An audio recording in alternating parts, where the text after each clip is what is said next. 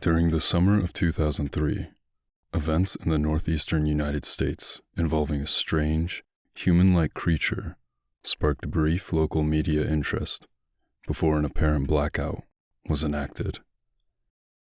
Little or no information was left intact, as most online and written accounts of the creature were mysteriously destroyed.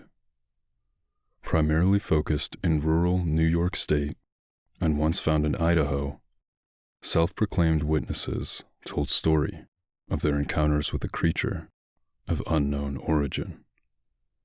Emotions ranged from extremely traumatic levels of fright and discomfort to an almost childlike sense of playfulness and curiosity.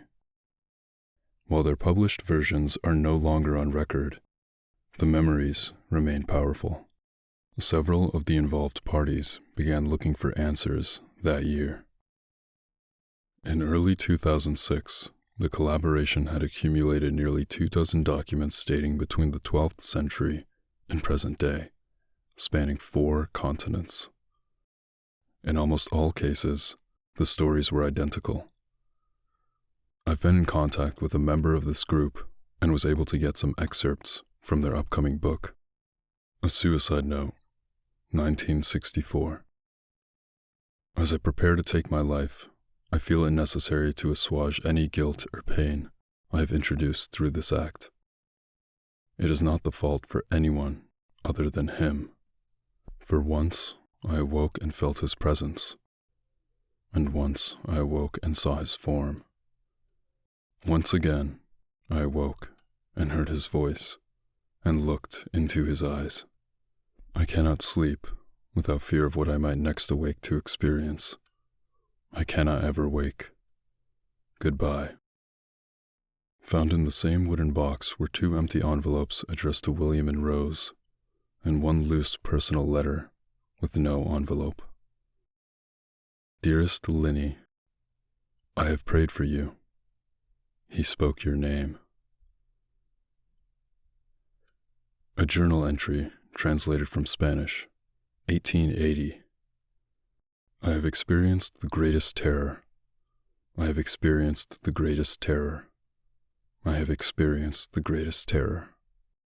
I see his eyes when I close mine. They are hollow, black. They saw me and pierced me. His wet hand. I will not sleep. His voice. And the document ends. A Mariner's Log, 1691. He came to me in my sleep. From the foot of my bed, I felt a sensation. He took everything. We must return to England. We shall not return here again, at the request of the Rake.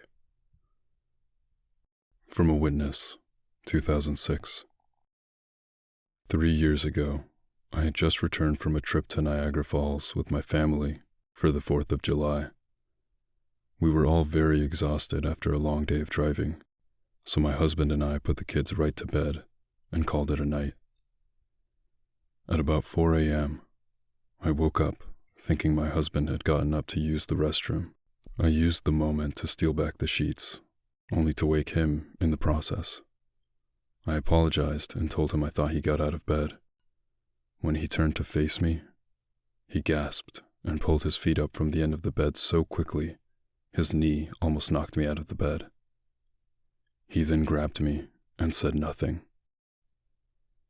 After adjusting to the dark for a half second, I was able to see what caused the strange reaction. At the foot of the bed, sitting and facing away from us, there was what appeared to be a naked man, or a large, hairless dog of some sort. Its body position was disturbing and unnatural, as if it had been hit by a car or something. For some reason, I was not instantly frightened by it, but more concerned as to its condition. At this point, I was somewhat under the assumption that we were supposed to help him. My husband was peering over his arm and knee, tucked into the fetal position, occasionally glancing at me before returning to the creature. In a flurry of motion, the creature scrambled around the side of the bed, and then crawled quickly in a flailing sort of motion right along the bed until it was less than a foot from my husband's face. The creature was completely silent for about 30 seconds, or probably closer to 5. It just seemed like a while, just looking at my husband.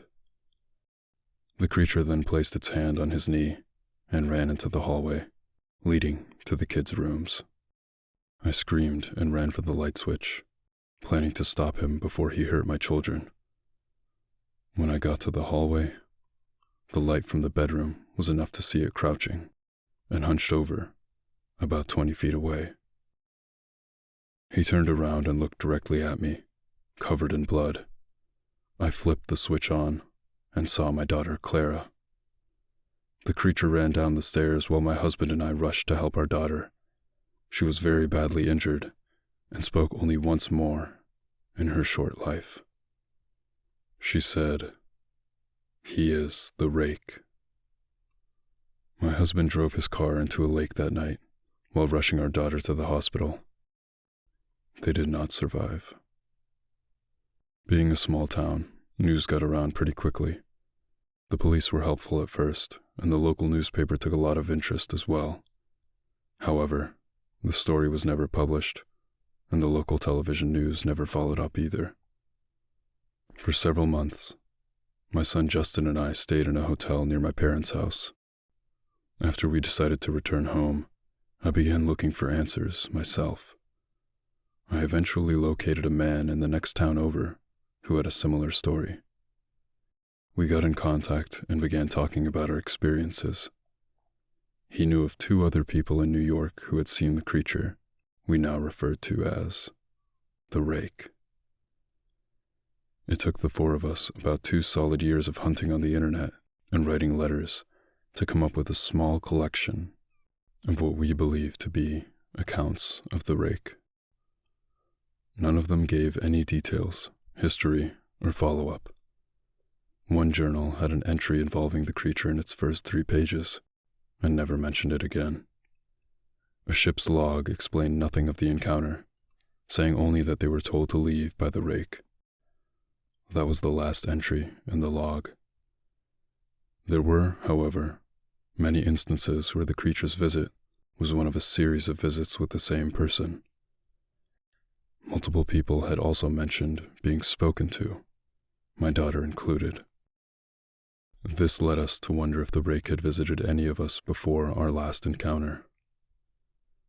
I set up a digital recorder near my bed and left it running all night, every night, for 2 weeks.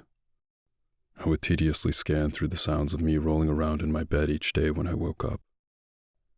By the end of the 2nd week, I was quite used to the occasional sound of sleep while blurring through the recording at 8 times the normal speed. This still took almost an hour every day. On the first day of the 3rd week, I thought I heard something different. What I found was a shrill voice. It was the Rake. I can't listen to it long enough to even begin to transcribe it. I haven't let anyone listen to it yet. All I know is that I've heard it before, and I now believe that it spoke when it was sitting in front of my husband. I don't remember hearing anything at the time, but for some reason, the voice on the recorder immediately brings me back to that moment. The thoughts that must have gone through my daughter's head make me very upset. I have not seen the Rake since he ruined my life, but I know that he has been in my room while I slept. I know and fear that one night I'll wake up to see him staring at me.